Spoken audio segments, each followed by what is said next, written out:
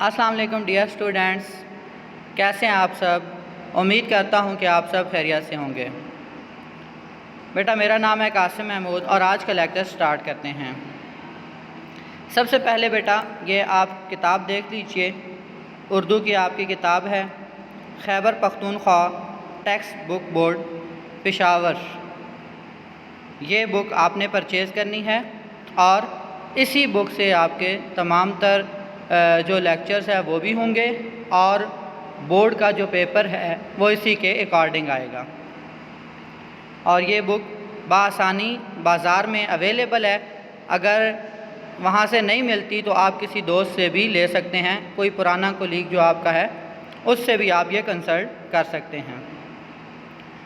تو بیٹا اب چلتے ہیں اپنے فرسٹ لیکچر کی طرف۔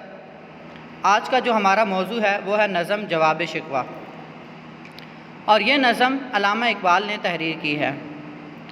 تو نظم کی تشریح سے پہلے ہم رائٹر کا تھوڑا سا انٹروڈکشن دیکھیں گے کہ علامہ اقبال کی شخصیت کے حوالے سے، کیونکہ بورڈ کے پوائنٹ آف ویو سے عمومی طور پہ ایم سی کیوز وغیرہ انٹروڈکشن میں سے آتے ہیں، تو اس حوالے سے سب سے پہلے جو باتیں آپ نے ذہن نشین رکھنی ہیں وہ تو کسی بھی شاعر کا تاریخ پیدائش اور تاریخ وفات، یہ موسٹ امپورٹنٹ ہوتا ہے۔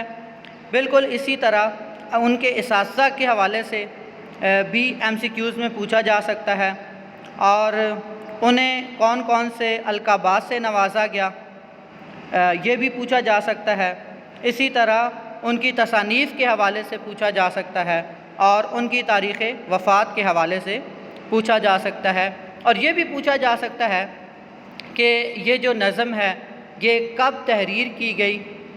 تو یہ تمام تر باتیں بیٹا آپ کو پتہ ہونا ضروری ہیں، تب ہی آپ ان ایم سی کیوز کے جوابات دے سکتے ہیں۔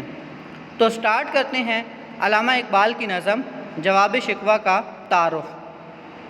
تو اگر ہم بات کریں علامہ اقبال کی زندگی کے حالات کے حوالے سے، تو علامہ اقبال سیالکوٹ کے ایک معزز خاندان میں پیدا ہوئے۔ والد کا نام شیخ نور محمد تھا، اور روایات کے مطابق اقبال کی ابتدائی تعلیم دینی مدرسے سے ہوئی۔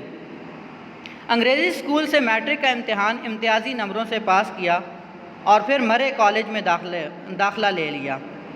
یہاں انہیں مولوی سید میر حسن جیسا استاد میسر آیا۔ اقبال کو فارسی اور عربی کا صحیح ذوق انہی کی بدولت ملا۔ ایف اے کرنے کے بعد وہ گورنمنٹ کالج لاہور چلے گئے۔ وہاں بھی انہیں پروفیسر آرنلڈ جیسا شفیق استاد ملا، جس کی وجہ سے اقبال کی خفیہ صلاحیتیں بیدار ہوئیں۔ اسی کالج سے ایم اے کرنے کے بعد انہوں نے کچھ عرصہ یہیں پر تدریس کے فرائض بھی سر انجام دیے۔ اور پھر بات کرتے ہیں اعلیٰ تعلیم کی۔ تو اعلیٰ تعلیم کے لیے اقبال یورپ تشریف لے گئے، وہاں سے بیرسٹری اور فلسفہ میں ڈاکٹریٹ کیا، اور پھر اس کے بعد واپس تشریف لے آئے۔ وطن واپس آنے کے بعد آپ نے پیشے کے طور پر بطور وکالت اپنے فرائض سر انجام دینا شروع کیے، لیکن جلد ہی طبیعت اس پیشے سے اچاٹ ہو گئی۔ پھر اس کے بعد آپ نے کچھ عرصہ سیاست میں بھی حصہ لیا۔ جب سیاست میں دلچسپی ظاہر کی تو ایک دفعہ مسلم لیگ کی صدارت کے دوران ان کا نام تجویز ہوا، تو انہوں نے اپنے بجائے قائد اعظم محمد علی جناح کو اس منصب کا زیادہ اہل قرار دیا۔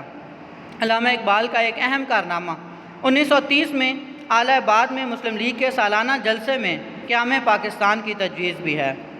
اگر آپ بات کی جائے ان کی شخصی خوبیاں یا شاعرانہ خدمات کے حوالے سے، تو اقبال وہ ہستی ہیں جن پر نہ صرف ایشیا بلکہ پوری دنیا فخر کرتی ہے۔ انہوں نے اپنی شاعری کا آغاز تو اسکول کے زمانے سے ہی کیا تھا، لیکن دورہ یورپ کے بعد صحیح معنوں میں ان کے موضوعات کا تعین ہو گیا۔ انہوں نے تاریخ عالم کا مطالعہ کیا، اس لیے وہ مسلمانوں کے زوال کے اسباب سے آگاہ تھے۔ انہوں نے اپنی شاعری کے ذریعے حرکت و عمل کا پیغام دیا۔ ان کا فلسفہ خودی اور تصور مرد مومن مسلمانوں کے لیے مشعل راہ بن گیا۔ اردو کے روایتی شعراء کے برعکس اقبال نے اردو شاعری کو نئے موضوعات، خیالات، اسلوب اور فلسفیانہ خیالات سے روشناس کرایا، اور اس کی وجہ یہ تھی کہ آپ کا مشاہدہ بے حد قوی تھا۔ اور اقبال کی شاعری کی جو سب سے بہترین خوبی تھی وہ یہ تھی کہ انہیں منظر نگاری پر عبور حاصل تھا۔